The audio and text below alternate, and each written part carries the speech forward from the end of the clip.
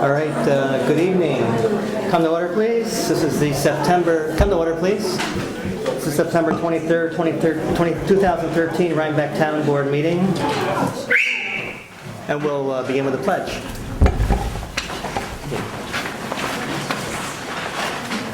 Pledge allegiance to the flag of the United States of America and to the republic for which it stands, one nation, under God, indivisible, with liberty and justice for all.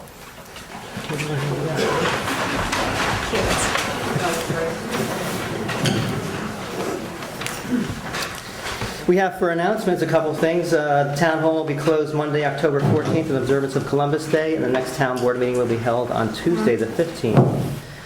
Also on October 5th, not necessarily in order, there'll be a household hazardous waste and electronic waste disposal day. That'll be at the Highway Garage. That is October 5th, Saturday. And time it is, Kathy? Yes, it starts at 8, but you have to register, pre-register with the Dutchess County Department of Resource Recovery, and the phone number to call them is 463-6020. 463-6020 to register for that. It's $5. You have to pre-register, and they'll assign you a slot to wait. $5 per car. Per carload, It's great. a limited amount of waste that you want to dispose of. Right, that includes computers, TVs, and stuff like that. So. Toxic There are flyers waste, there. I think they're- garden supplies, paint. It's good. Another announcement is we need volunteers for the dog park. Yes, we're working on the dog park finally. We put in about an acre's worth of posts and we're hanging the fence, but we need people out there. We're going to be there from 10 to 2 on Saturday and Sundays until we get it done. So if you feel like working, come on out. It's up at Stone Church. Okay, great. Anybody else? Let me just mention our workforce housing program, since it's a very large audience tonight. Hopefully everyone here is aware that the town has gotten $360,000 from the Gardens developer to, in effect, buy down the purchase price. If anyone qualifies, and that is people who have ties to Rhinebeck, ties to Dutchess County, or anyone is interested in a condominium at the Gardens, and as I say, qualifies, which means an income less than 100% of the average median income in Dutchess County. There are available condominiums under this program. I think, John, they probably can see you, and you can refer them to Hudson River Housing, which is the town's designee for this program. Okay. Just one last thing is that we have this year, unlike the previous years, if you have basic star benefits, you'll have to register each year with the state. So, and that's due by the end of the year. So, you probably got something in the mail, but you need to register for that every year. It's not something anymore that's going to be kind of rolled over. So remember that. Could be a huge loss for your kids. It's really easy. You can just do it online. Right. Anybody else for announcements? Let's move on. We have approval for the prior minutes from September 9th, 2013. A motion and a second to approve the minutes. Motion. Second. All in favor, aye. Aye. Opposed? So moved. We have a presentation tonight. It's from our grant writer, Victor Cornelius from Endeavor. It's in relation to some federal funding available, I think, I'll try and make this short because I know you have a long meeting. I've been working very heavily with congressional offices in the last 4 to 6 months who contacted me in early June saying the Superstorm Sandy appropriation has come down, bring in every project you've got. The appropriation, which was passed by Congress on January 31st, the money is in hand. It belongs to fiscal 2012-13. Is $35 billion for New York State with a $7.4 billion appropriation to the Hudson Valley for infrastructure improvement projects.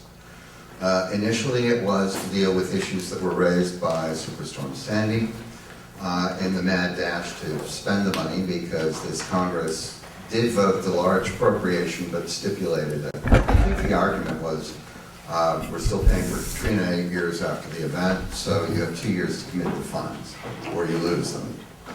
And the governor's office was notified, and I think he's pretty much using this appropriation as a jobs program, given the energy and the tenor behind its disbursement. I have had a really interesting last few months, enormous amount of infrastructure projects going in. FEMA had the first round. I submitted letters of intent for 9 municipalities on the 1st of August. Or for 11, 9 of them had requests for formal applications, which are due at the end of October. The one that raised my interest, actually, as far as Rhinebeck was concerned, was the one I'm doing for the town of Cornwall, where they have a 60-year-old water treatment facility at the end of their 19th century wastewater collection system. Which is 20 feet from the Hudson River and was repeatedly flooded in various storm events. The question to the congressional and gubernatorial offices we have a $17.5 million fix to a plant that is landlocked 20 feet from the Hudson River and doesn't have any additional room for capacity improvements or new technologies. Or we can request $52 million to build an entirely new plant off the Hudson River floodplain. And the response from FEMA was, we'd rather have the $52 million investment so that we don't have to come back 5 years from now and spend $100 million in cleanup. This then begged the question of the largesse of the funds. Within a short period of time, the funds were extended to include issues that had been raised by Hurricane Irene and Lee, and then subsequently, because FEMA was having trouble getting enough proposals in by its original deadline in July, the governor's office extended the deadline to August and began to include Mohawk Valley communities. They're having trouble spending this money. And the interesting piece about 4 weeks ago was that they're having trouble spending in New York City, which is not a part of the $7.4 billion pot. They moved Westchester County out of the Hudson Valley pool and into the New York City pool, which means essentially more for us. So with that in mind, and with the continuing reach I've got in both Albany and Washington, and the work I'm doing at organizing town and village boards up and down the valley to be able to meet this once-in-a-generation flow from Washington, I would like to open the conversation for proceeding with the discussion of asking the federal government to fund a wastewater and stormwater management system for the hamlet of Rhinecliff, which is a priority, I know, for the town. I know it's a priority for the DEC. And I think it's not a terribly difficult sell as far as Congressman Gibson's office and Washington is concerned. There is the HUD disaster relief portion of this funding, which opens its process on October 1st. The letters of intent need to be received by HUD online by December 1st. It would require an executive summary, and the congressional offices have said, take your best shot at an engineering budget and mark it up 30% and put it in. And it's 100% grant. Yes? Soft costs included. Soft costs included. However, costs prior to the award will not be funded through HUD. So it would behoove us to do a Clean Water State Revolving Fund application for the project as well, so that costs prior to a grant award could be carried over. Like an engineering study. Exactly. And my costs. Your costs would be on contingency as before? No, I can't afford to do that anymore. I've had to take on staff. So would you not do it if you couldn't do it on contingency? Yes, I would not do it if I could not do it on contingency. I can't afford to do that. You made it sound like you're shooting fish in a barrel. No, actually, Why not continue with the arrangement we've had in the past, which I thought had been successful? yes, except that at this point, as I said, I have to take on staff. I've had to take on staff. I have people working for me now, payroll to me. And contingency contracts don't necessarily always mean payroll. I have other people to think of than myself at this point. Plus, this is what I'm being offered. You know, I mean, I have had a 70% increase in my workload in the last 4 months. And I would just hate to see, knowing this community as well as I know it, and I think I have a pretty good track record here. I think I've cost the town about 5% of what I've actually brought in over the last several years in terms of grant support. So I'm pretty confident about my ability to deliver. Victor, could you clarify what deadlines we're looking at? The HUD DR, which is one of about 6 programs that's going to encompass this money, which is coming down as a community development block grant through the Office of Community Renewal in Albany. It will not be coming through the county the way you normally get your community development block grant funded. The letter of intent process opens October 1st, and it needs to be submitted online by December 1st with an early spring. Actually, they'll take about a month to review, and then they'll come back and ask for applications. It's going to be very similar to the FEMA hazard mitigation process, which we've just gone through. You'll give us a written proposal? Absolutely. And do you have any idea if we chose to go with you, not on contingency, what that cost would be? My rates are $7,500 a quarter, and they are reimbursable through EFC loans and may indeed be reimbursable through HUD after the award date. And we're looking at 3 to 4 quarters. Yes, with a 30-day release clause should there be any concern about how the process is going. I checked on the engineering, we talked about that. There was some engineering, it's about 20 years out of date. Mm-hmm. It was done, I haven't gotten my hands on it yet, but I know it's around, so.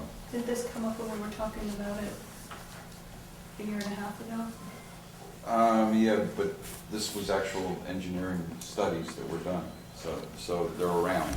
We had that. Well, my understanding is, and it's a very preliminary understanding, the stormwater management issues and the lack of a formal wastewater system is both an environmental hazard and a concern to the property owners in Cliff, and it certainly impacts the value of the houses down there, the residences, and the ability of businesses to grow. So I would, ask that you consider this. Good, and if you need any additional resume information, I'm hitting balls out of the court at the moment, so I can get you some more references. Thanks. Thank you. Great, thanks. Wait a minute, what game are you playing? What? I'm just trying to, never mind.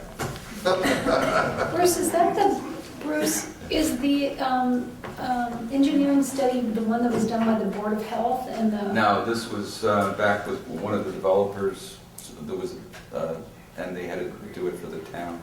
It's a couple decades old. Okay. When I think we have our town engineer here, maybe you would like to speak to this, what you were doing a year and a half ago with 3 bids?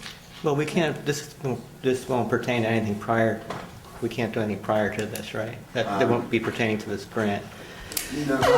Not for purposes of this particular grant. If you were doing an EFC application to match or not to match it, to shadow it in a way to pick up any expenditures that might not be eligible under HUD or FEMA or some of the EPA sources that are being developed right now for the disbursement.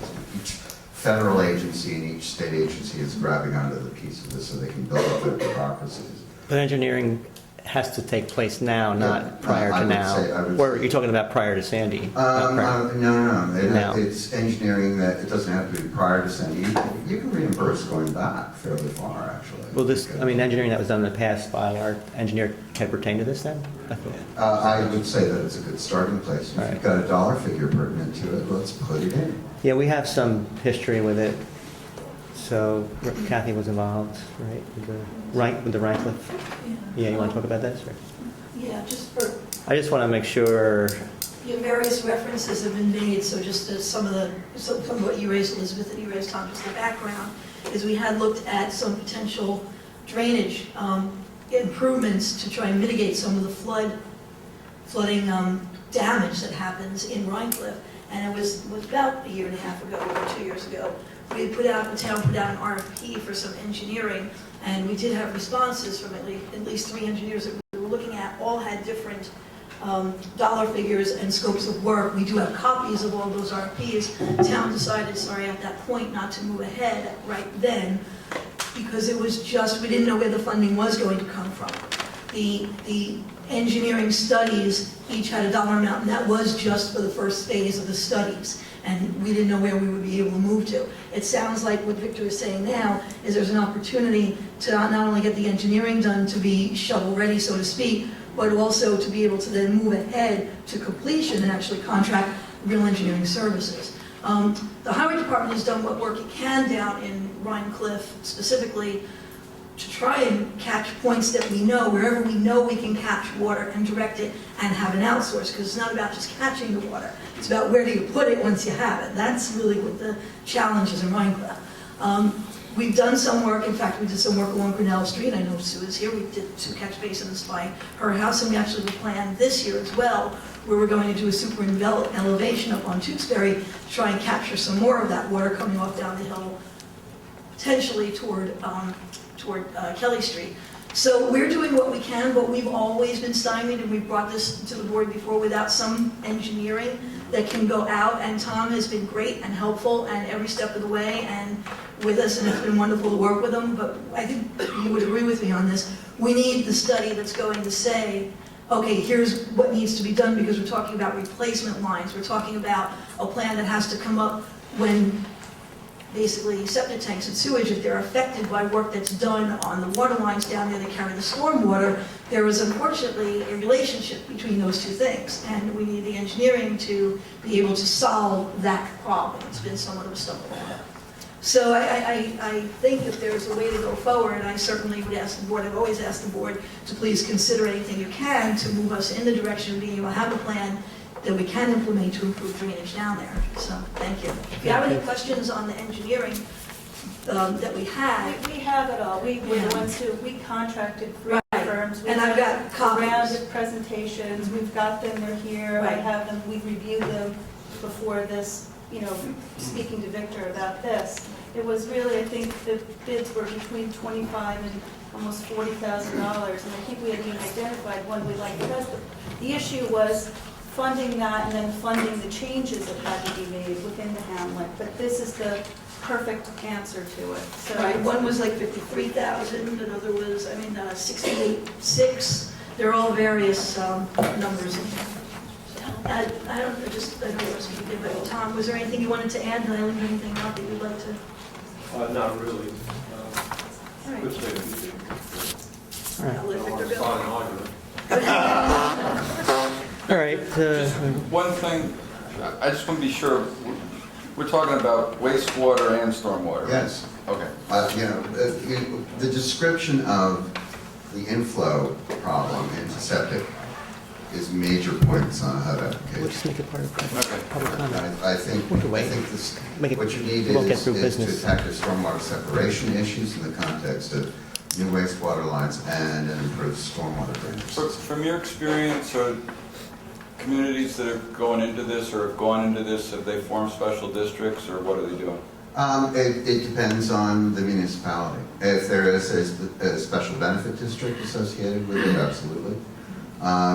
But that's also has to do with, actually that has to do with more with operations and maintenance than it does with the borrowing or with the financing of it. Yeah, but that's part of the concern we've run into is what it's going to cost down the road. Right. I think what you need to focus on in the course of your engineering is an operations and maintenance plan with an associated cost. Okay. So you would know what kind of a rate structure to implement if you needed to do that. We had a time risk here of not, how soon do you need to vote on this to move forward? No, I'll get you a proposal tomorrow, and your next board meeting is adequate, I'm sure, if that fits on your agenda. Yeah. It's December 1st. What's that? Okay, yeah. I didn't know if you needed something sooner than, No, I need a serious discussion with an engineering firm and a bullet list to assemble sort of an initial executive summary of the problem. all right, great. Thanks, You're Victor. going to come back to us with a proposal with a timeline? Yes, if you like. The proposal would also have budget in there. You said you needed some conversations with other people. There is a box for $1 figure. Okay. And it's not a broken out budget. It is, they want to know what you're requesting, and No, I'm asking for budget for you. oh, for me? Yeah. Well, that'll be in my contract. Okay, good. Yeah. All right, good, thank you. Thank you. All right. Thanks very much. So we have liaison reports. Anybody have anything to report from their committees, departments? I will, just for your information, I will deliver to the town clerk a tentative budget in the next couple of days. I want to firm up some numbers from the bookkeeper, and I'll deliver it to the clerk, and in return, so that we don't have to wait till the next meeting, we'll have a special meeting so that he can deliver it to the town board. We do need a official town board meeting to do that, so we'll have a special meeting if you guys want to meet by the end of the week sometime at 4 or 5 o'clock, just to be presented from the clerk. And I would suggest 4 o'clock or 5 o'clock Thursday or Friday. We need a couple days to make announcements through the papers too, so. This week? Sure. Or next week even. Well, let's maybe this Thursday, if it's ready, the 26th. I can do that. I gather this is a very short meeting. You're just going to hand over a document to us, John will, right. or John. Yeah. Okay. So Thursday the 24th? I'm sorry, no, wait. And what time? Thursday the 26th, what's good for you, 5? 5 o'clock? Well, do we have to keep John on extra? If it's just John giving it to us, maybe we ought to do it before 4, Okay. so we don't have 4? to. I don't, whatever you want, okay. So a motion and second to have a special meeting to receive the tentative budget for 2014 from the town clerk on September 26th at 4 p.m. Motion. Second. All in favor, aye. Aye. So moved. And we need to notify the paper tomorrow morning, so, okay. All right, so no other liaison reports. We'll move on to business. So business items are the resolution for approving abstract 9B vouchers V 897 through V 958, 41 checks for $46,540.87. Motion and second. Second. Any discussion? All in favor, aye. Aye. Opposed? So moved. Resolution approving the preliminary capital project for 2013 abstract. And that is your tab number 2, which is 4 checks for the amount of $1,832.14. Second. All in favor, aye. Aye. Opposed? Abstain. It's approved. Item 3 is a resolution for the budget transfers and amendments. Motion and second. Let me just explain what this $7,500 is, because that's the big one. Do you have a motion? Anybody second that yet? No. I'll second that. And then on to discussion. Yeah, I asked Shelley to propose this. I want to keep track of how much we spend on the proposal for amending the zoning law to actually add an affordable housing section. So this will just allow us to keep track of costs, and we're taking the money from comp plan litigation expense, which doesn't appear at this point to have a need for the budget money. Is the amount the same, Joe? No, it's not the same. I wanted to keep it down to 7,500. But that's only for affordable housing? Yeah, I want to keep track of that particular project. If somebody has another project, we ought to keep track of it so we know how much we're paying for particular projects. I don't think it's a bad idea. I think it's a good idea. I just wanted to make sure that Yep. it was only for that. Okay. Okay. All in favor, aye? Aye. Opposed? So moved. Item 4 is a resolution approving the facility use application for Hudson River Housing. Motion. Second. All in favor, aye? Aye. Opposed? That's so moved. Item 5 is a resolution for SECRA statement of consistency for the Thompson Mazzarella Park. Motion. Second. Any discussion? I'd like Michael to introduce this if possible. Good evening. At our last meeting, we had the joint village town planning board public hearing on the park last Tuesday. And the action we took at that meeting was to determine that the proposal for the phase 1 implementation was indeed consistent with the neg deck that you adopted for the master plan back in 2009.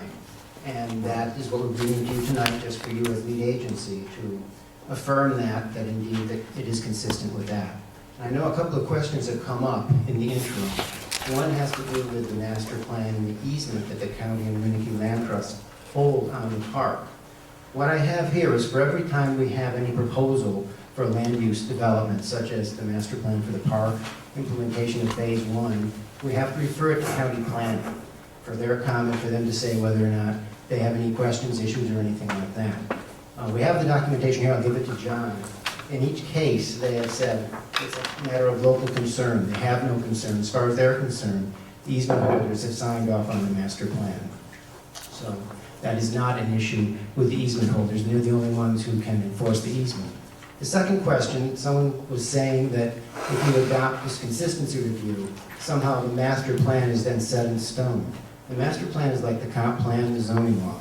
As the legislative body, you can amend it if you choose to. You have to go through a review process, but it's not set in stone. It's what you basically have agreed that you want to see go forward. We're going forward with phase 1, hopefully.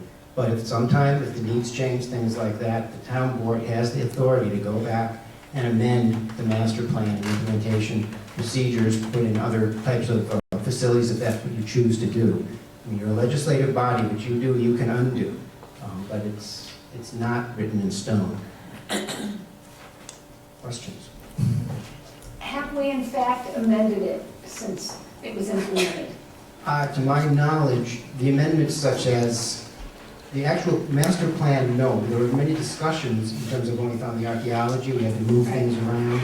You wanted to move around some of the basketball fields, the skate park, things of that sort. There's going to be a dog park there. The dog park is moved to Stone Church. So a lot of discussion went on ahead of time. When we then adopted the master plan, we did that in 2009. That you have not amended. You have amended with the concurrence of Winnicke and the Dutchess County Department of Planning and Development, the easement itself, which, once again, if the parties that work on that easement, both you as the grantor and those as the people who control the easement, choose to amend it, you can do that if you all come to agreement on that. So all this stuff, basically, it's not, once you do it, you can't go back and change it if you feel the needs change or the desire of the community changes. But at some point, you do have to decide if you want to go forward with the project. Michael, I'm generally in favor of the resolution. I've gone back, I've looked at the videotapes, I've looked at the master plan. I do think we need some legal advice on this. And I do have some question on the wording. I think in paragraph 2, at the end of it, something is screwed up. It's, you ought to have Art Broad look at the language, but there's some problem there, I believe. What did it say? Well, it says, we concur, we find that the proposed development to be consistent and to involve neither modification of the location and extent of the improvements nor to be improvements subject to either new or modified regulations. So I don't know what it means talking about improvements twice. So I think that wording ought to be looked at. All right, if you want to, run it by Warren, that's fine. We And- scheduled the continuation of the public hearing for October 22nd. Sure, and I think we should do it at the next meeting. I think this one is really Art Broad's language, and maybe he ought to look at that language, but I do think we ought to. That's fine, as long as you do it by the 22nd, so we don't have to continue the public hearing again, because that's what we would have to do. And I guess the other question I have, paragraph 3 says, in consideration of the above concurrence upon further findings by the town board determines. What findings are we making? What is that reference to upon further findings by the town board? Basically, you're taking the recommendation of the planning board that indeed it is consistent because you assigned us the task of going through the EAF and determining whether or not this was consistent. So basically, that's the recommendation of the town planning board to the town board doing that for you. Oh, okay, so we can talk to Warren. Yeah, you can talk to We want Warren. more specific. And if you don't, if you find feel out what the if findings. you're not comfortable with that recommendation, then of course you're fully entitled to, do further research and review. No, I understand that, and as I said, I'm generally sympathetic with it. I have reviewed the whole record, and I think the recommendation is consistent with As long as you do it for the 22nd of October. All right, For our so, sake. so we'll hold over the item? it. Yeah. Okay. All right. But we should be able to act on that by the 15th, the meeting on the 15th? Right, Joe? Yeah. Okay. Bruce, will you send it to Warren? Let Joe do it. All right, item six is a, Now, is oh, Warren the sorry. appropriate person or John Lyons? I don't know. Warren, Warren? Why? he's our town attorney, we already have John's.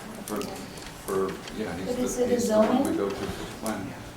Zoning. All right, so Linda Murray had asked to be on the agenda for this item, and I offered an opportunity to do it during this resolution, so I'm going to let her speak up pertaining to this. Your Thank you. indulgence, and thank you, Mr. Gill, for reading that resolution so closely. I'm here about the resolution, and I'm glad to hear that you're going to seek legal advice on it.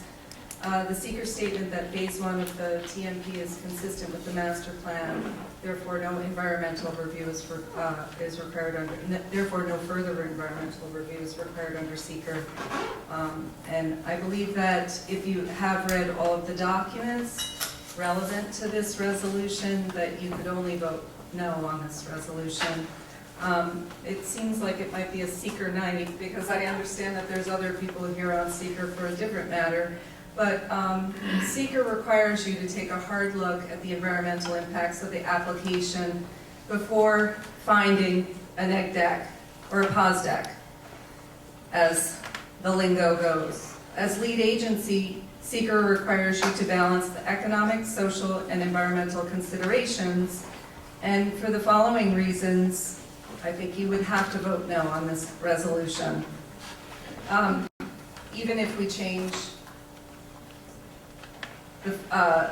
even if you tweak the language.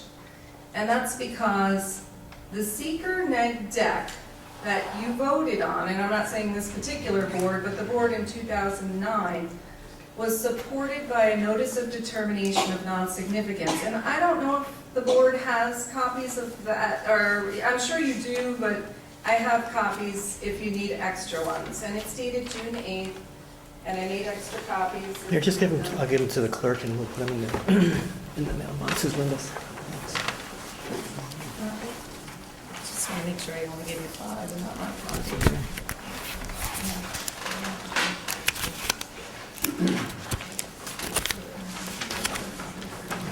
You know what, I'll give you this one.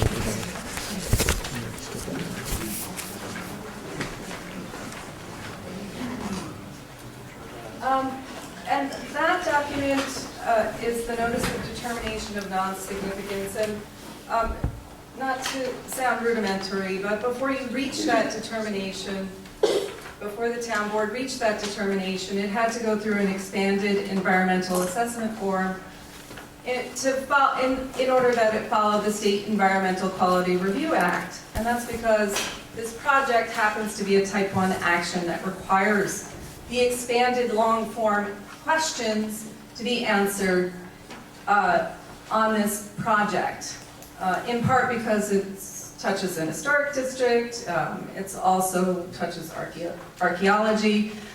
But my approach on this really has to do with the recreation aspect that was talked about a lot throughout the expanded EAF. And a lot in the EAF that made you come to the determination that this would be a neg deck talked about the fact that Rhinebeck falls, quote, at a low range of acceptable national standards for recreation space. Rhinebeck has 21 acres of recreation per thousand, and the National Rec and Park Association recommends 21.25 to 30.5 acres per thousand. The rec park has 84 acres, and only 5.4 acres are devoted to active recreation. Red Hook has their rec park before their boards, and they're proposing 4 recreation fields on 22 acres. My concern with this resolution is that nothing proposed in Phase 1 includes construction or infrastructure related to the recreation playing fields or spaces, and this contravenes Phase 1 requirements of the master plan.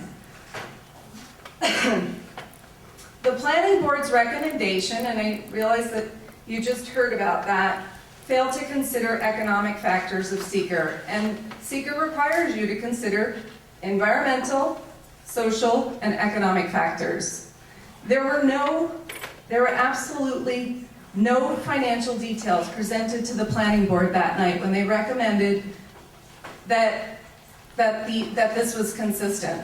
For example, the master plan that in this resolution says is consistent says that the field house that's being proposed on the current plan is to cost $125,000. Yet I heard at one of the meetings that the cost of this field house has grown to $350,000 to $400,000, but nothing detailed has been turned over.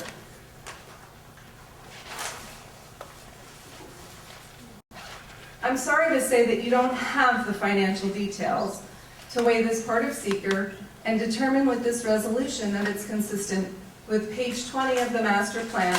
And if you look at page 20, it outlines all of the cost estimates that this project should take. The planning board didn't have any cost estimates when it recommended that this project was consistent with what's on page 20. It would be impossible for you to pass this resolution without those numbers. In addition, the master plan says that Phase 1 slotted to cost $1.7 million.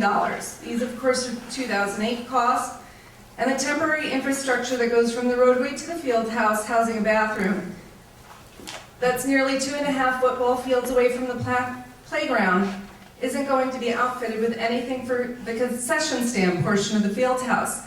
So isn't that a social concern for you to consider? Why is there a field house 2.5 football fields away when there's no infrastructure for fields that is planned in Phase 1? Are you taking the necessary hard look? Is this really consistent?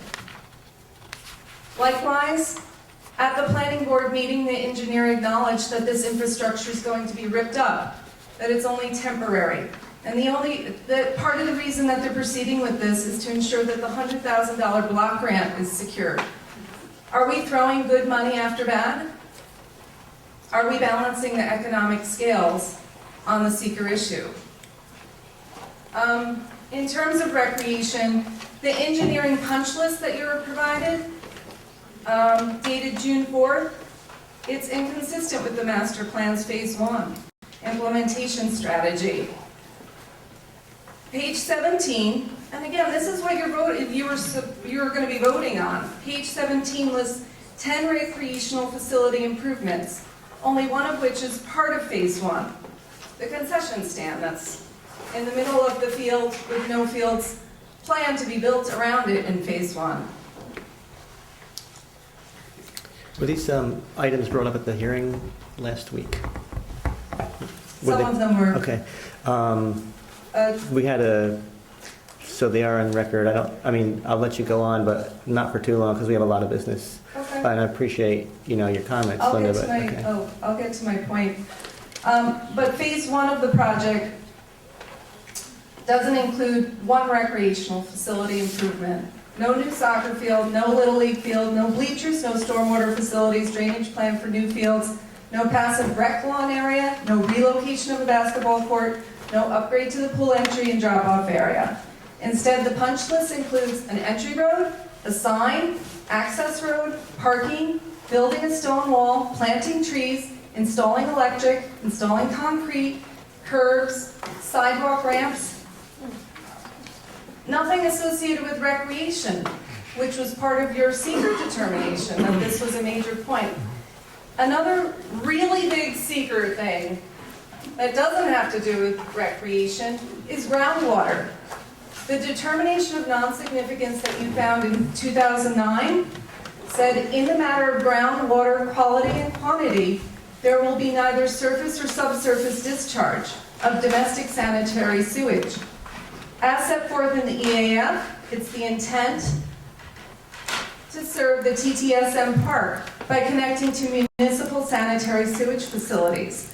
Did you know the site plan before the planning board is building its own septic? It's not connecting to municipal sanitary sewage? How could you possibly say that this is consistent? It's black and white. It says one thing, and you would be saying the complete opposite. In conclusion,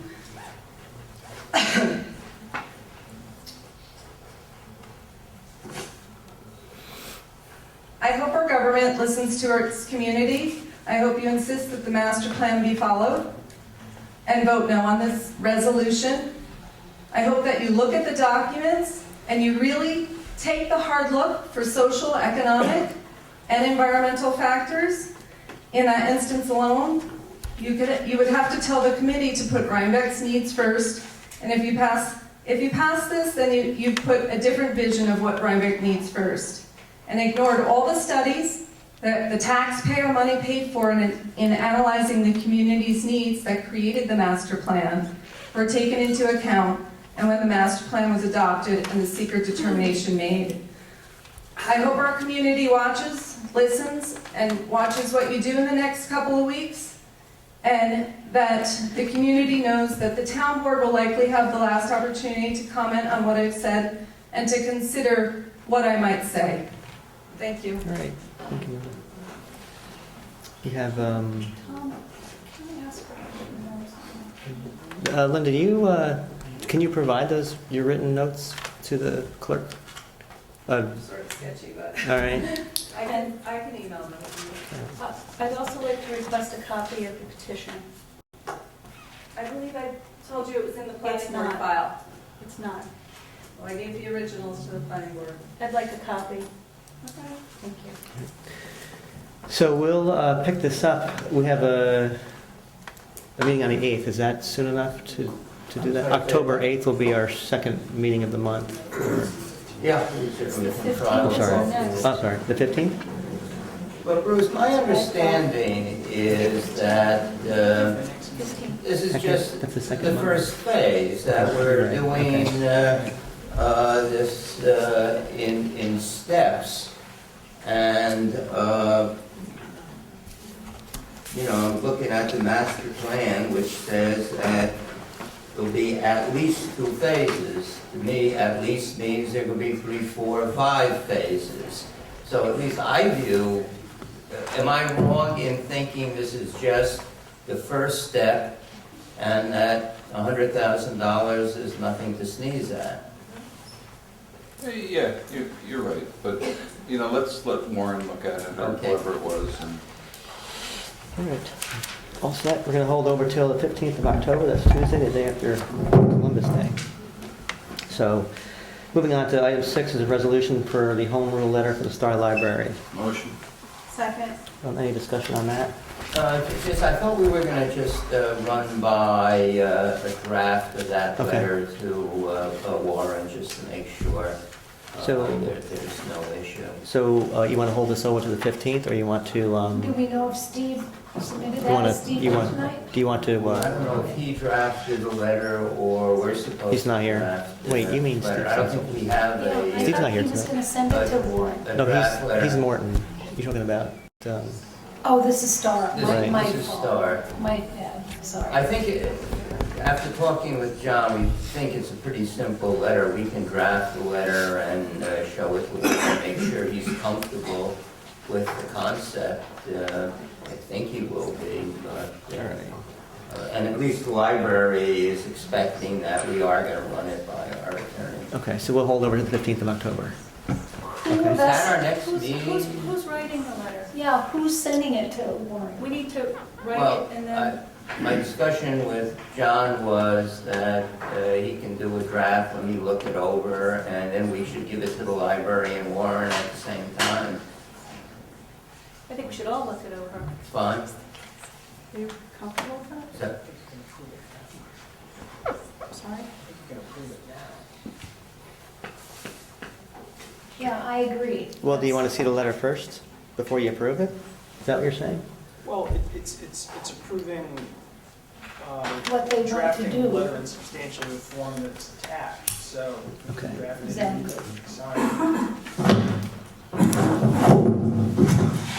Hello. I say, well, let's just hold it over to the 15th. It doesn't sound like we're clear on what the form is kind of bold that you have on the other letter, so. that's our next meeting. It's No, the, we're gonna- yeah, this, We're gonna have this little meeting to Friday get or the Thursday. budget. If we have a draft, then maybe we can review it and send it on. There's no sense holding it if we have a draft in front of us.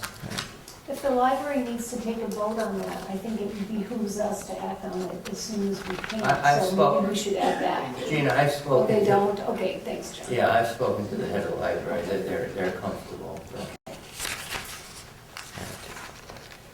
Let me ask you, so you want to bring it up at the next meeting on Thursday, the next Thursday? Yeah, why don't we So- put it on? So we've got to put that on the Thursday. agenda for the announcement tomorrow too, so we'll hold over. Look, we have two items in discussion. Historic preservation, are there people here for that, the committee, or no? Because Well- if they're not here, let's get the, Yeah, I don't think they are. Briefly, I have to get together with... all right, so let me move on to public comment period, because I think we could, in the interest of not having everybody sit here all night long, we can move on for public comment. So at this point, I'll open the floor for somebody who would have public comment.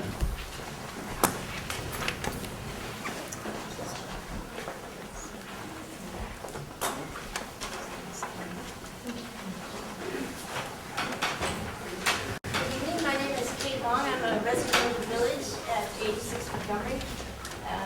Formerly, I was a resident of Rhinebeck at Maple Lane, out off Sixth Road for 10 years. I'm coming tonight as a representative. Make sure that, can you hear that? Can you guys hear? Okay.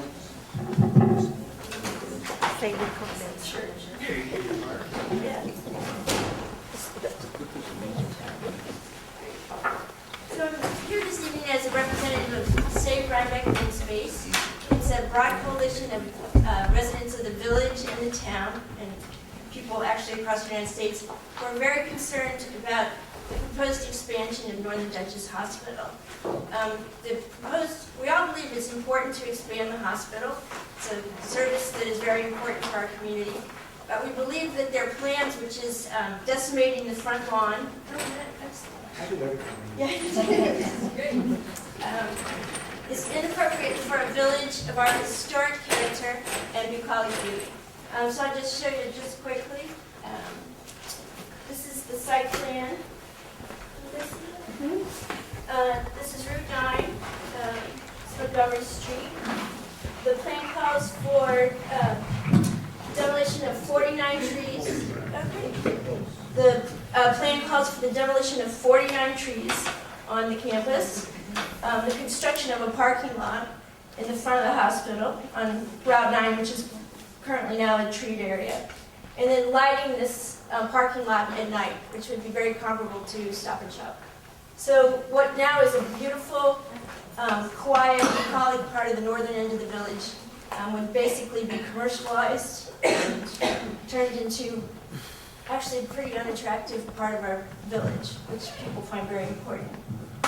This project has gone through the planning board, where it received, the village planning board, a negative declaration on the seeker. We believe that's inappropriate. The concerns of the community were not addressed, although the developer did state that, and it is an historic district in this area, and in 2004, the previous EAF had said the village requested that this lawn area be available for the use as community open space. They did identify that there's noise, significant noise that will arise from this, and traffic, substantial traffic will be added because of this development, which could lead to a traffic signal being located here at Montgomery and Route 9. So I just wanted to share with you, here's a petition of 440 signatures. And we've collected 50 more, but I didn't get a chance to print them. So I got to ask you, so this is a matter in front of the village planning and zoning board and possibly the village board, and why are you bringing that to the town board? I mean, that's my question, is, Right. I don't know that you said that, why, but. No, I hadn't. What we'd encourage you to do is consider Article 78 action against the village planning board to ask them to reconsider the seeker, open it up for public discussion, and undertake a complete environmental impact assessment for this project. There's concern, massive concern on the part of village and town residents. Unfortunately, the village never adopted the comprehensive plan, which you all spend a lot of time and money on. So there's unfortunately less zoning oversight here in the village than the town has. I also wanted to leave you just the small copies of the site plan. In a quick search online, under the seeker law, we have an example of the village of Pomona suing the town of Ramapo, of which it is adjoining, almost on the exact same basis as what we're seeing here. The court ruled that the village was able to challenge the town on the general municipal law and had standing. The court held that an adjoining municipality has the same interest as individual citizens in ensuring the town complies with procedural requirements of the law. And really that's all we're asking, is that a complete assessment be done of this project and be open to public comment, because although there were a couple of public hearings held by the planning board, nobody had any of these site details available to understand the full impact of what was happening. I also have my comments here to the zoning board, which relate to the requirements of the law, and none of which Northern Dutchess Hospital meets the threshold of the law to get a zoning permit or a zoning variance. And that was a lot of information very fast. Hey, I have a question for you. Do you have any thought, like the lights at the Stop and Shop that you equated this to? They go off at a certain time of night, am I not, or at least lowered when the store closes. Would these do the same, or would they necessarily be on all the time since a hospital never Right. closes? I mean, that would be a statement that the hospital would have to make. If they have cars parked there, you know, I'm not sure exactly. I do live right here, and, you know, looking out my front door, all those lights would be lit, you know, either 24 hours or 20 hours or whatever, in a residential neighborhood, which seems a pretty substantial concern. That was a big shock to all of us when we saw that lighting plan. I must compliment you on bringing this to the attention of the electorate. You've generated more people here than I've seen before.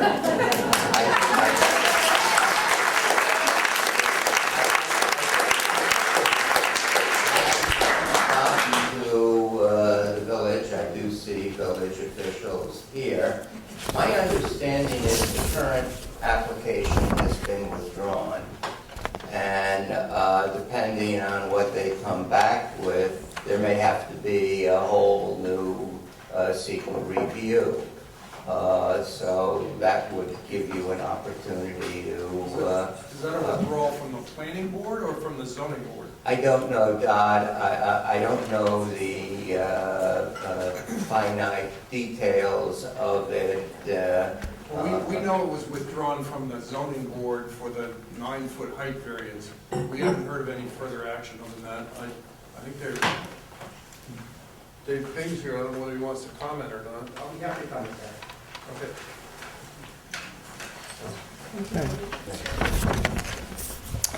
So, are we all set, I guess? Could I add a sure. couple of comments?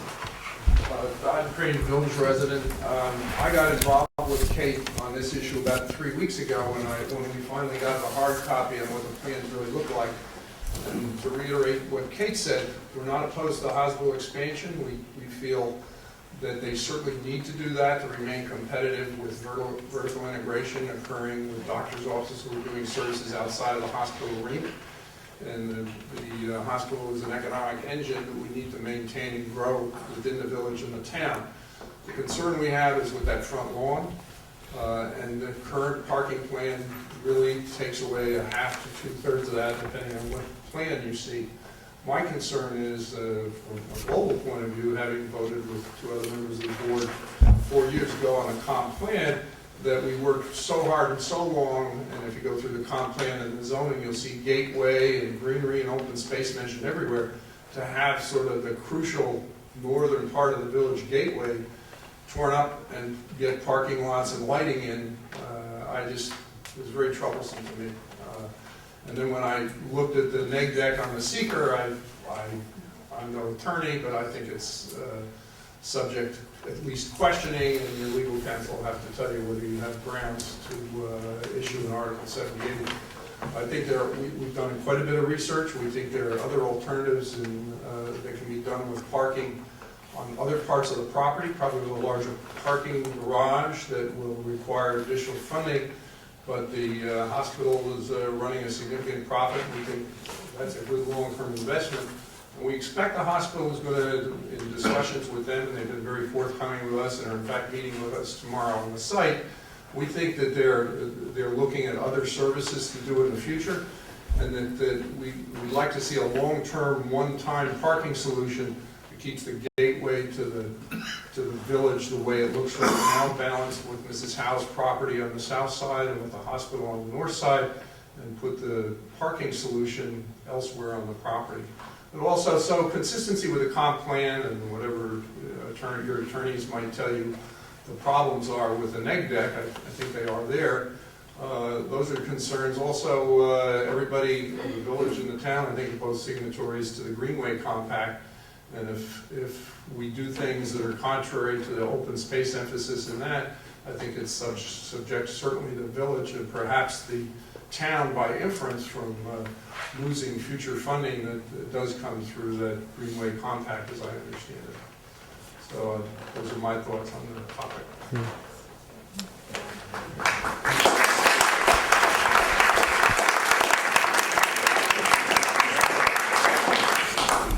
So, just, I guess you're asking for Article 78 for us to initiate we are a town that actually represents a village too. Actually, I'm a village resident, so in turn, you're actually asking me to sue myself and for us to sue our own citizenry. So, it's hard to swallow that concept to get to where you want, especially since the people of Health Quest and the hospital are talking to you guys to Completely legal for you to do that. You're a separate agency. Oh, yeah. Well, maybe your attorney will tell you you can't do that, but I'm pretty confident you I can. think it's something we could discuss with an attorney if we have an inclination to do so. Right, but that's the reality, is we're asking to sue ourselves, basically. Or at least the village Are you worried government. about legal procedures or green space is the issue? Well, true, I guess, but really it sounds like your green space is being addressed currently. I mean, you're meeting with them, aren't you? Okay. Well, I'll let you, we'll go on with this. Go ahead. But Dot, I think in your discussions, and I think it's great that you're having discussions with the hospital and developer, that they really have to know how much community opposition there is, as evidenced by the number of people here, and maybe you can work something out with them.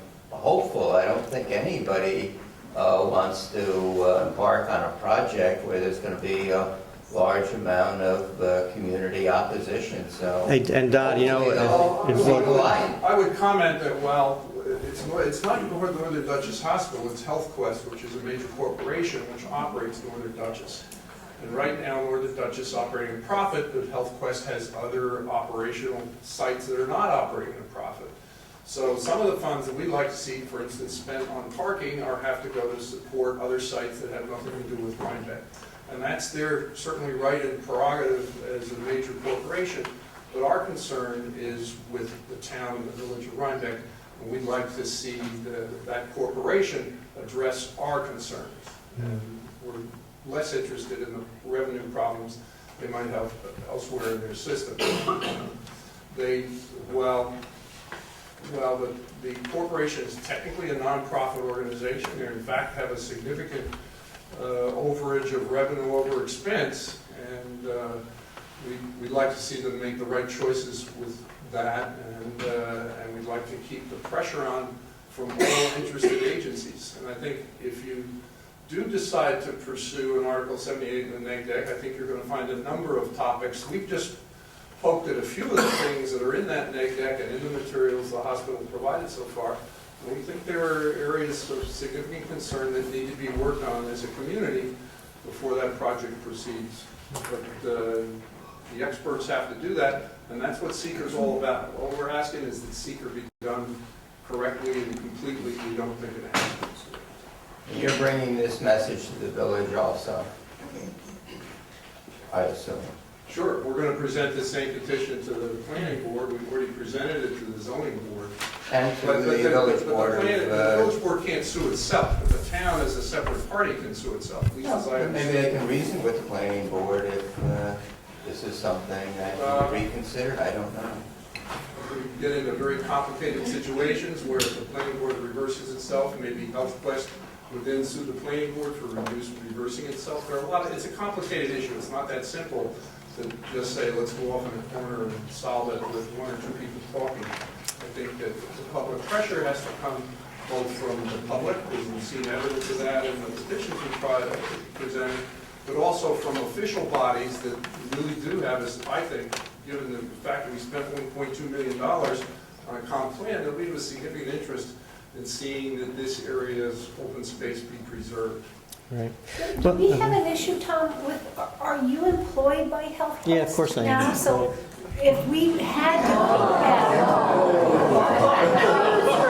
no, wait, so I just, you obviously would have to recuse yourself. I wouldn't vote on anything that pertained to HealthQuest, sure.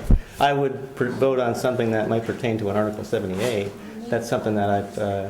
I just thought that's another issue that Well, I think we I have think you to want address as to a check with your board. attorney on that. I'm sure you'd be eligible to vote on that issue. Is it directly impacts your employer?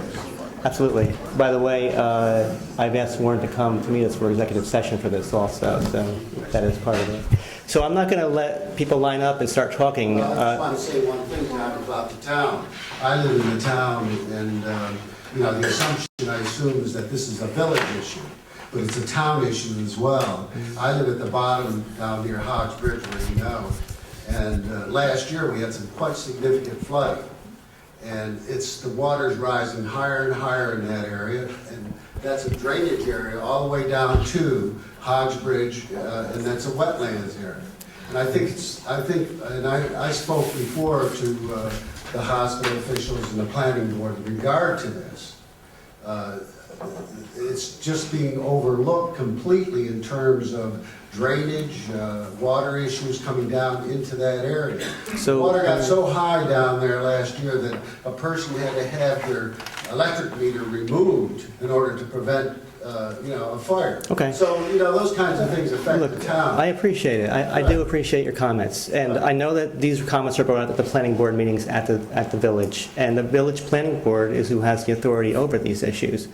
And Well, the certainly... oversight is the town as well. I mean, we have laws in the town to protect the whole total area that the village is in. The town. Right, okay, Right. So right. I think to overlook that is a big mistake. No, we're not overlooking it, but it's heard by the appropriate authority, sure. I think you need to recuse yourself right now. Sure.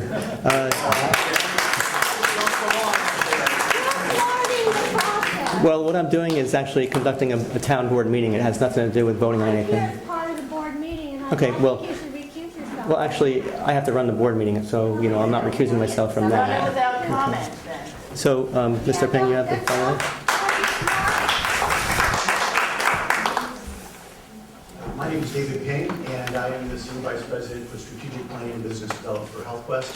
I'm also a Rhinebeck town resident. I live out at 272 Bly, and have been a town resident since for about 8 years now. And a couple of things, Dodd, I want to just address a couple of things that Dodd mentioned. Can you also talk to us? I'm sorry.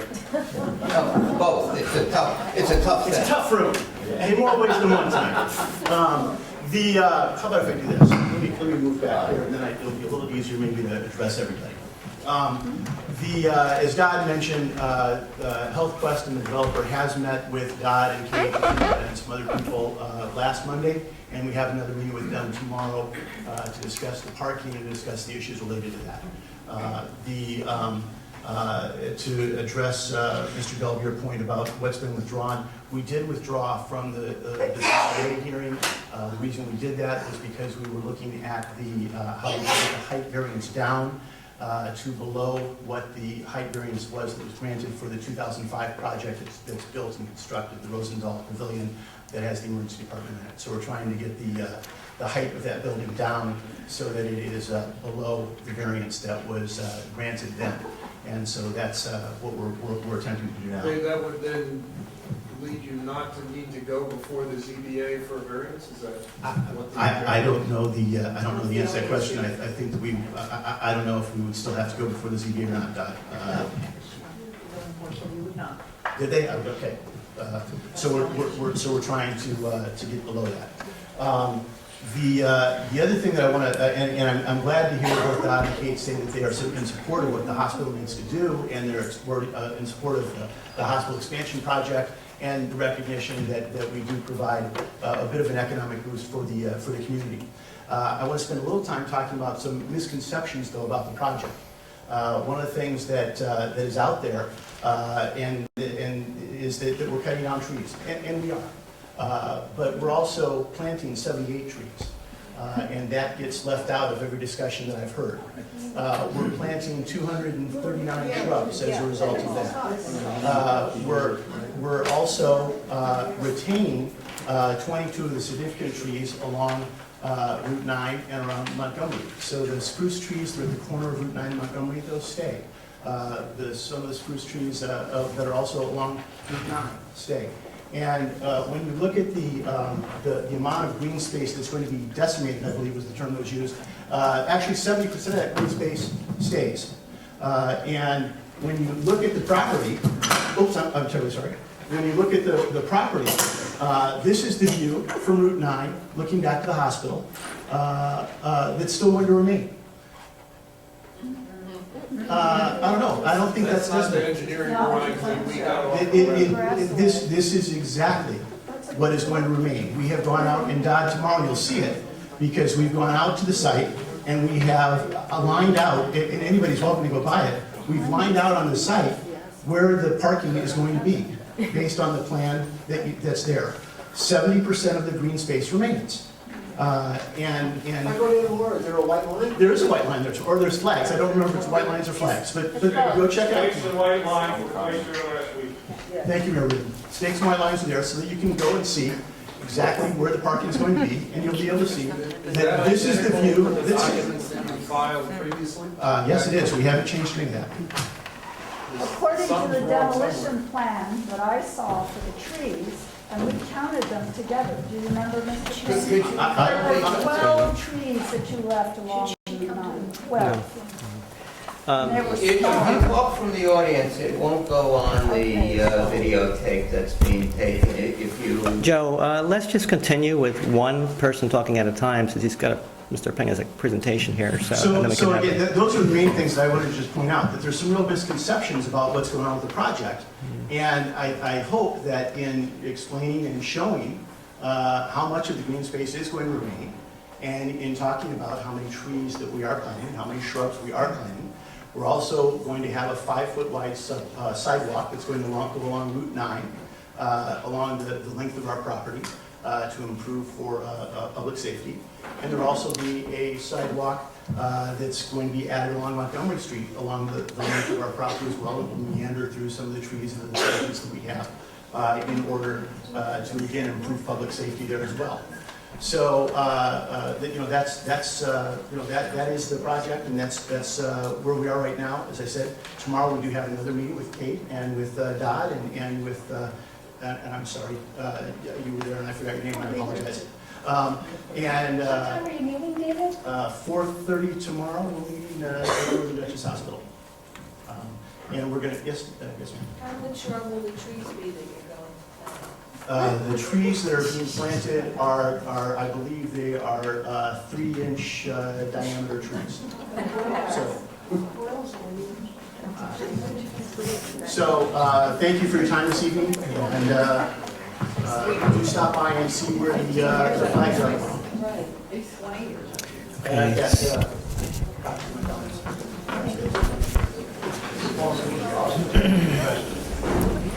For the town board.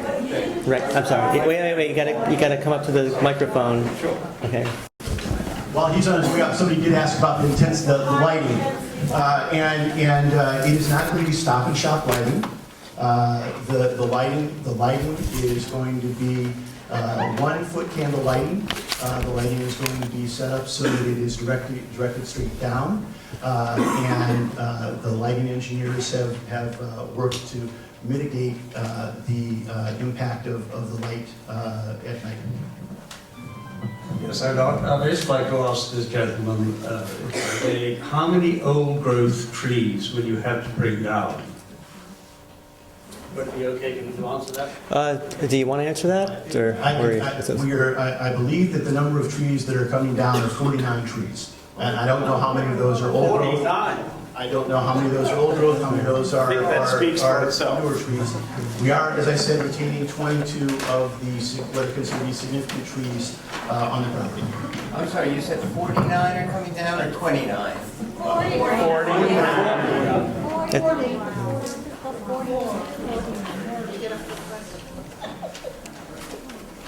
Does the village have a tree ordinance? They do, right? Mayor?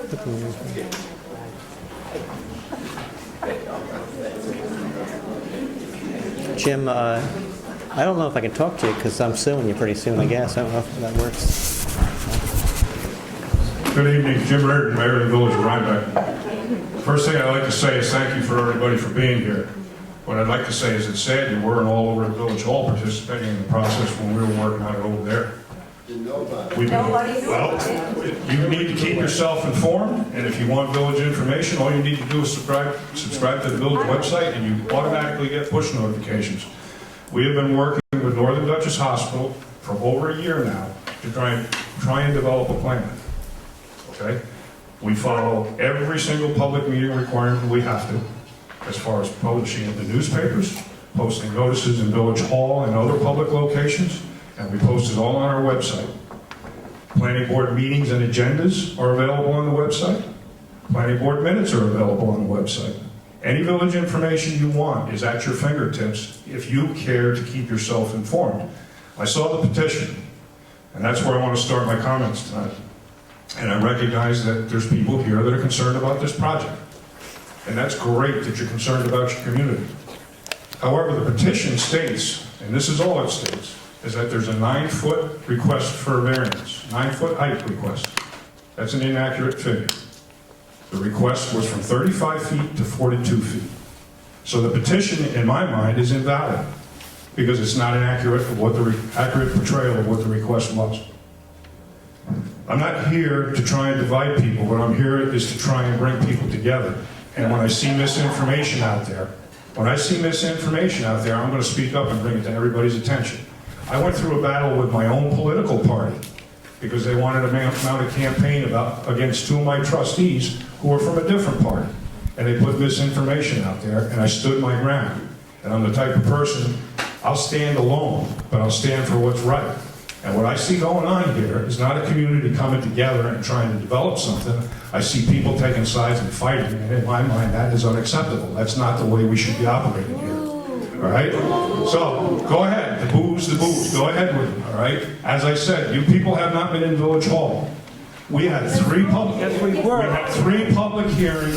regarding site plan review on this project. We couldn't get the site plan. We went to the village. There was a And handful. they said they couldn't have it.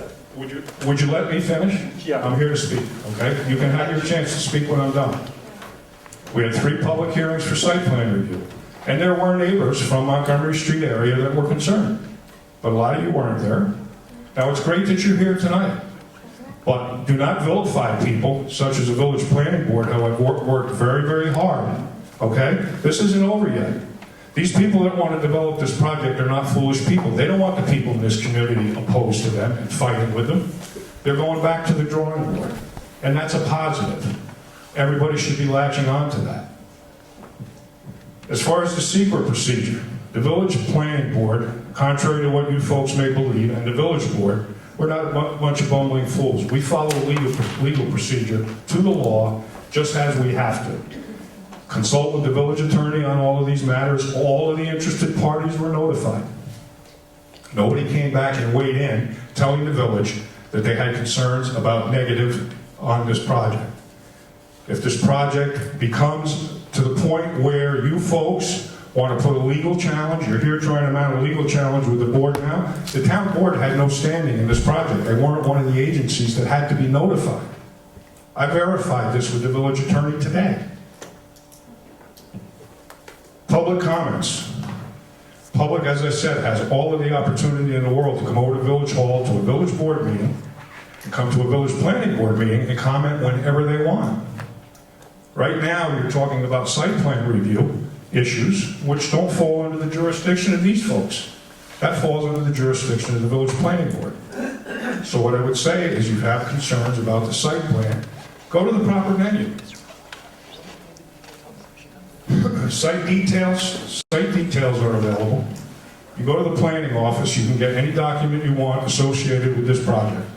They're on file in the planning office. As far as the site plan issues, as far as the lighting, as far as drainage, all of those things are part of the site plan approval, and engineers are consulted with. The planning board works very, very hard. I mean, I think we'll all agree we have a beautiful community, don't we?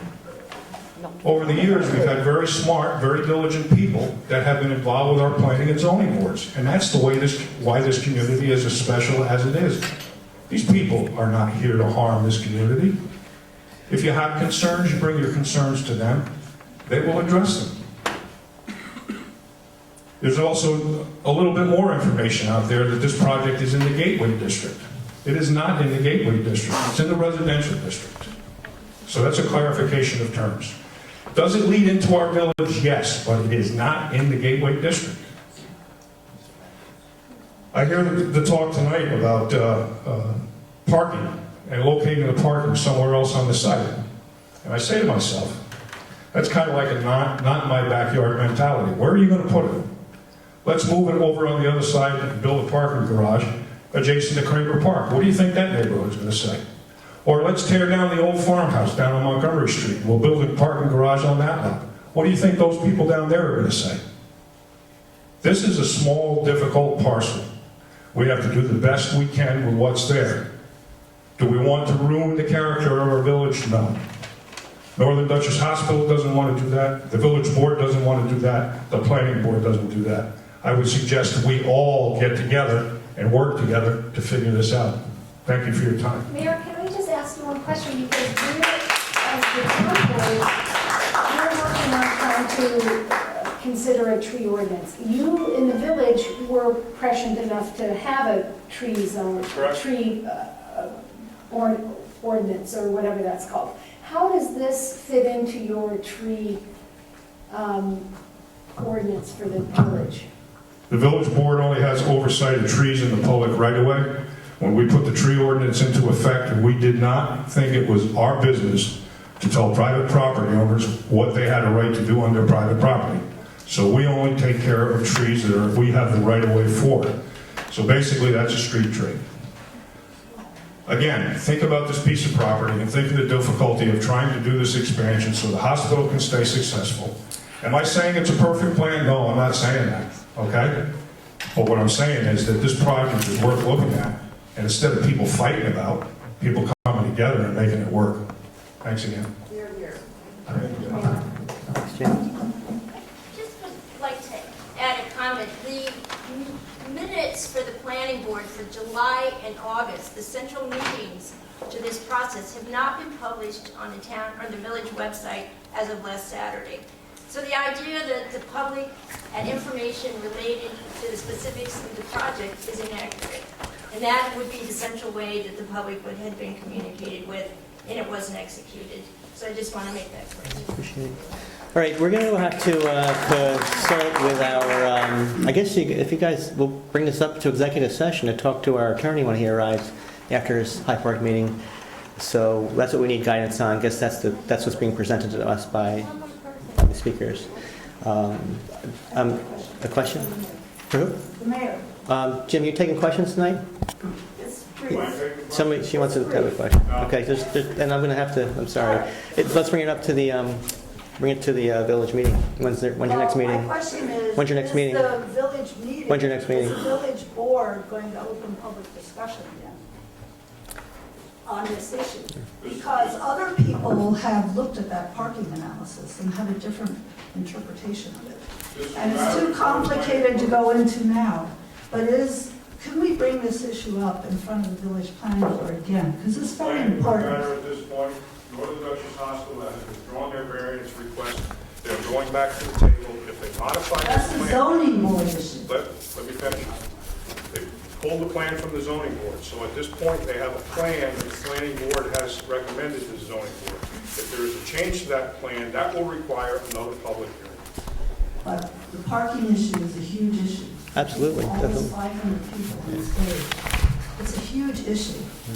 And I think that the planning board, before final approval is made, needs to consider that issue again and looking at that parking analysis from other people's point of view, not just from Kirchhoff's point of view. Site plan is still under consideration. We got the answer. I'm sorry, madam, hey miss, sorry, that's enough. We're going to move on to discussion items. That would be the Historic Preservation Committee. Joe? Well, I think we talked about this before. The next step is I have to speak to the village as to what they have and what their experience is, and then we can continue the discussion. Right, thanks. Item 2 for discussion is scheduling budget workshops. So the board will receive the budget on Thursday, and we'll need to schedule some workshops after that to move on to a preliminary budget. Will we schedule them on Thursday? Yeah. Want to schedule on Thursday? Sorry? We can do that, whatever you Yeah, want once to do. we see the document. See how much work we have to do. Right. If you guys want to do that on Thursday, it's fine. Yeah. So next is a executive session. We have Joel, go ahead. Joel Tyner would like to speak, our county legislator. They want to do it on Thursday. On Thursday, when we see what we're dealing with. Just very briefly, I just want to report on what's happening with the county legislature. I wanted to invite everybody on next Monday in this room. That's Monday, the 30th of September, having a meeting at 5:30, looking at the legacy of Lucille Patterson and some of the stuff that she had in county government that we don't have anymore. Just real briefly, I've never really lived in Rhinebeck, but I just live in Rhinebeck. And even if perhaps as a board you might not decide to act on the Article 78, I would ask that you consider as individuals to do the same thing that I did. And I signed on to the petition that Kate Long and Dorothy Crane have been circulating. I don't think anybody is against expansion of Northern Dutchess Hospital. I haven't heard, and I've been sort of working a little bit with these folks. If it has to expand, it has to expand, but where there's a will, there's a way. There's got to be a way to make that hospital bigger, or for those medical offices to be done without 49 trees going down, without the lighting being like that. So hopefully, where there's a will, there's a way. And then even if you decide not to go with Article 78, you have a great deal of power and influence as elected officials, and I would ask that you strongly consider doing the same thing I did a few weeks ago and signing on to Kate's and Dot's petition. If you go to the official county government website right now for Dutchess County, which is duchessny.gov, there's an online county budget survey. For the second straight year in a row, County Executive Mark Molinaro, to his credit, I don't agree with him on everything, but if you go to the official county website right now, there's an online county budget survey. I've been pushing for this for 5 years. This is the second year in a row he's doing it. If you missed yesterday's Poughkeepsie Journal editorial, there's a $27 million county budget deficit. You folks have been justifiably perturbed at the cut, $40,000 or so in county sales tax revenue sharing, right? And there's all sorts of rumors circulating around about 21 Dutchess County Department of Public Works employees, perhaps, about to be laid off. The county sales tax is too high, the county property tax is too high. You know, a lot of things that we used to have under Lucille Patterson, the Human Rights Commission, the Office of Consumer Affairs, a mental health care system that hasn't been privatized to heck, we don't have anymore. The things have been cut back to the bone, and so I just want people to consider there are some ways to save money. If yesterday's Poughkeepsie Journal editorial didn't wake everybody up, there are some ways to save money without budget cuts, layoffs, property tax hikes, and keeping the sales tax so high. The Dutchess County Democratic Women's Caucus just came out with this report. Poughkeepsie Journal did a big piece on it. I really strongly urge you, whether you're a Democrat, whatever you are, go to that website. It's ddwc.org. With the jail report? Yes. It echoes a lot of things I've been saying for like the last 10 years. ddwc.org. I really strongly urge you. I mean, one of the best ways to save money is to not build a new $150, $200 million jail. Yeah. Isn't our own county controller is against the jail? And I brought this up before, I don't agree with him, he's for a $100 million jail expansion. He doesn't go along with everybody else in his party seems to be pushing 150, 170, 200 million. I'll give him some credit that he's willing to sort of fight the party power structure. But again, briefly, if you know the numbers, I know the numbers. I've talked, Mr. Trout, I know you worked for, I don't know how many decades with the Sheriff's Office. The Dutchess County Criminal Justice Council, they themselves say there's about 60 women in the county jail, about 60 mentally ill in the county jail, and about 25 youth. And even the CJC says we should be doing something else with them. There's about 60, 70 state parole violators. Even the Poughkeepsie Journal on July 22nd said, National Institute of Correction, try halfway houses for them.